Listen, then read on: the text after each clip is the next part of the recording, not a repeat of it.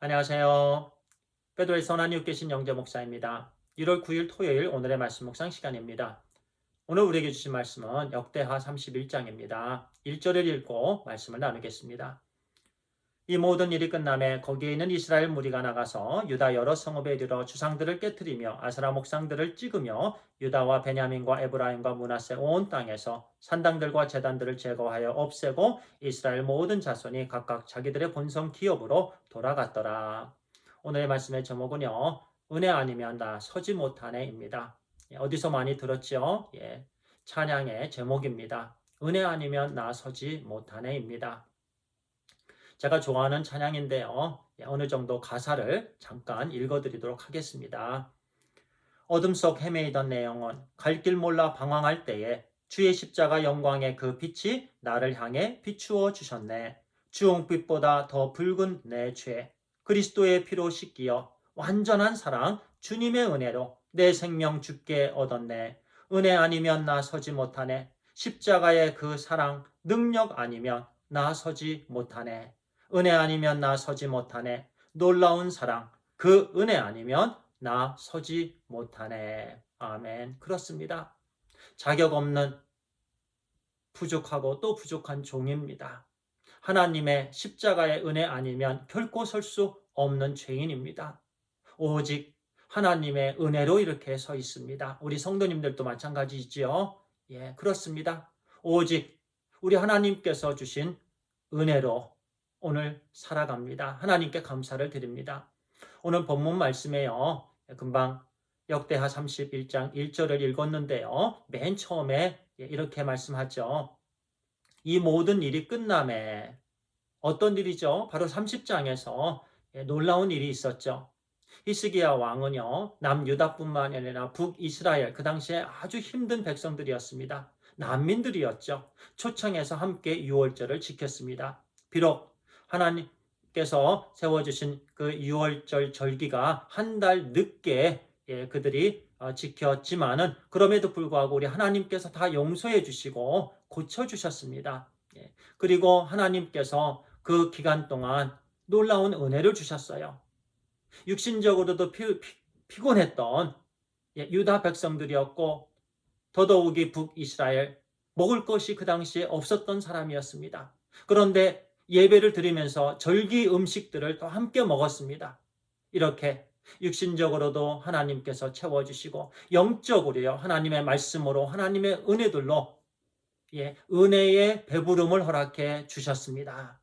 은혜로 하나님께서 채워주셨습니다.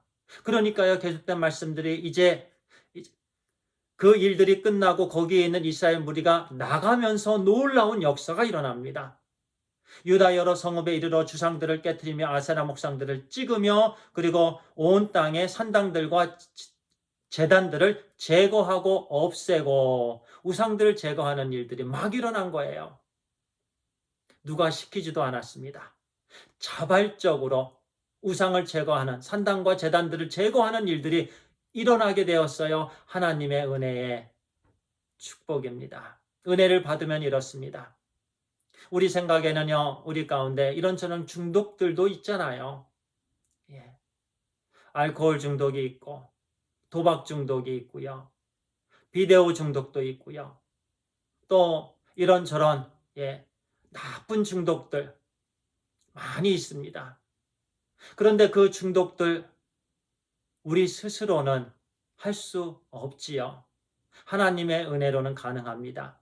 그 우상들이요 사람의 힘으로는 할 수 없었어요. 그런데요 이제 하나님의 자녀들이 은혜를 받으니까 그런 일들을 자발적으로 하게 됩니다. 이와 같은 놀라운 역사가 우리 개인마다, 우리 가정마다, 우리 교회들마다 또 이 민족, 이 국가에 있어지게 되기를 기도합니다.